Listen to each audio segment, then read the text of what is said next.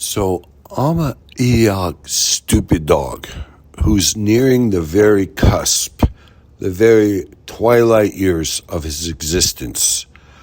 And everything I do is tainted by the fact that my mortality is upon me. The man, he's 58 or 59, I don't even know, and he's dalliancing around with some of these hot girls. He gets a few hot girls because these poor girls, they think he's something that he's not. He's a land poor douchebag is what he is. He's got a big, beautiful manor house with so many, like it's like a museum of the past of Western Kentucky's heyday. He has an armory. He has a dungeon that you could lock people up or kill them or whatever, torture them or incarcerate them, throw them into a pit and let them die of starvation. But that's not what he does, of course. But what they do is they put all that it's not that has nothing to do with it. That's just a stupid thing I was thinking about. I'm a stupid dog. They keep all their casks of all their mead from the Norway when they imported some shit from Norway 600, 700, 800 years ago.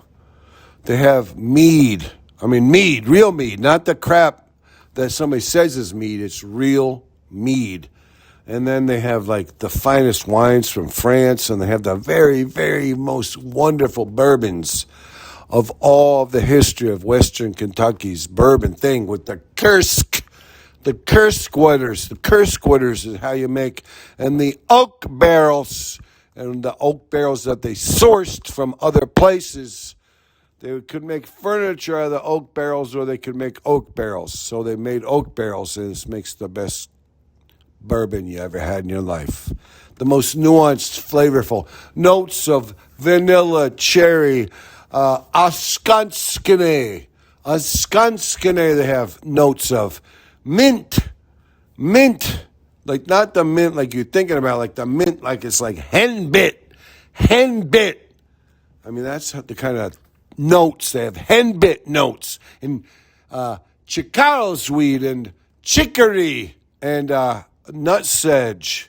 They have some nutsedge notes, and they also have some mouse ear chickweed notes. Believe me, they have these notes in that bourbon. And it's all down there in the dungeon. You walk down there in the dungeon, you're like, holy shit, I need a torch. A lantern or some kind of flashlight's not going to work. I need a torch because you got to burn the cobwebs. There's spiders in there as big as your hand. Oh, my God, meow, stupid dog. Don't worry about it. But anyways, this is what I'm trying to lay down as the background of the man's thing. But he still hooks up with these young ladies who they think it's something special. He walks them down there. And he walks them back up. When they come back up, they're like, oh, my God, I thought I was going to get killed. I thought I was going to get disappeared. These poor girls are like, oh, my God, now what you were saying is you're just this good dude who wanted to show off his vast array of wines and bourbons and meads and beers and all this kind of things. I mean, enough to keep the world hopping for 2 days. The man's life will be hopping and fueled by phenomenal alcohol until his days 6 generations from now. These poor girls, they walk back up, they're like, God bless, I didn't know.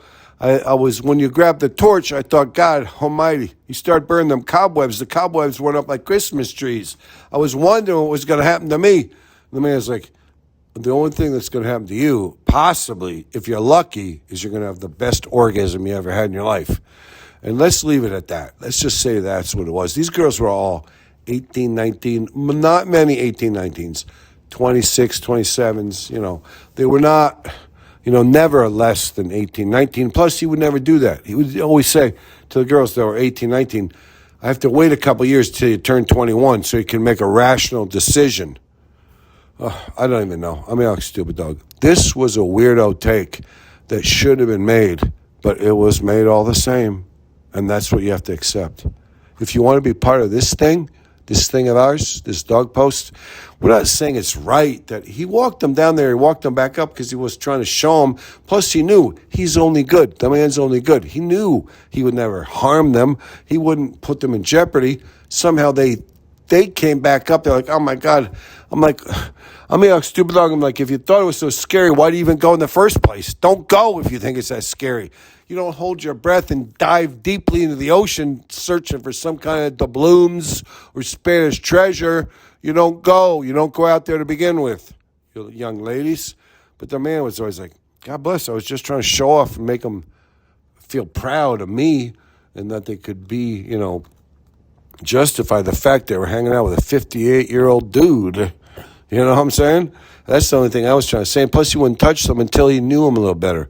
He'd always say, I can't get an erection until I know you pretty good, honey. So, this ain't happening until we've had a few dates, a few dinners, a few, what do you call them, excursions.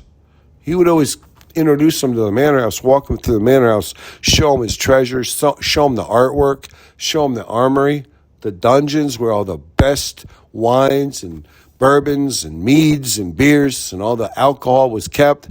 Plus, he would show them all the giant rooms that weren't even musty rooms that weren't even used anymore. And they hung out in the big parlor room and looked at the big RCA. They looked at the big RCA that only got 13 channels. He was not trying to hide nothing. He'd take them around the manor house's grounds. They would play tennis. They would go for a swim in the scurvy pool. They would go pick blueberries, and they had asparagus gardens, strawberry gardens. I mean, the whole thing was, the man was like, I just want to win you over and make you want to be with me, but I'm not going to ever take advantage of you. I would always hasten to add that you should probably look elsewhere to begin with, so don't worry about it. The man was like, oh my God, honey, it's going to take 6 or 7 dates before we crack that safe. And once we crack that safe, it's all about you. My schwanz isn't coming out of my zipper until like the 25th date. Because what? You're going to find out you could do better for yourself. The man was always like this to all these girls, these young ones, the 27-year-olds, the 18-year-olds. He was just like, you could do better. Believe me, you could do better. You're so hot. You're so beautiful. I wouldn't want to hang with you if you weren't so gorgeous and so sweet and so nice and your personality wasn't so great. You're the plum de plore. You're the plum de la creme. You're the creme de la creme. The creme de la creme. I don't even know. The man was like, believe me, honey, if I picked you out, you are a hot, sitatsy, grade A, number one, canon de sense. And that's the language they spoke in the old country. So, but anyways, the man was like, believe me, it's not. If you were with me, you have nothing to worry about. You were the gentleman. The best thing that ever happened to you was you got to hang out with me. And that was the man's number one pickup line, was the best thing that could ever happen to you is this. So tag along. I'm your stupid dog. I just want to make mention of the fact that the man was like this guy who was, though he was 58 and he was almost like crippled, he hobbles when he walks. I'm a young stupid dog. I'm at the very last years of my life. I'm like an 18-year-old dog that's supposed to live 12 years. I'm 6 years past the end of my life. Plus, we don't get to go to heaven. So, plus the man's trying to figure out how he could get to go to heaven. He's trying to scurry around like a rat on a sinking ship, a la Donald Trump, trying to figure out how he could go to heaven. He wants to get to heaven.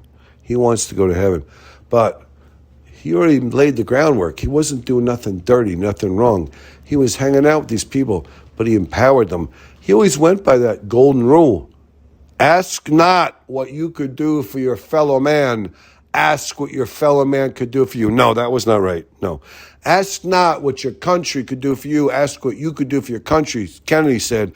But Jesus said, ask not what, you want from somebody. Ask what they would want from you. I think that's close. I'm a young stupid dog. I'm a moron. Don't worry about it.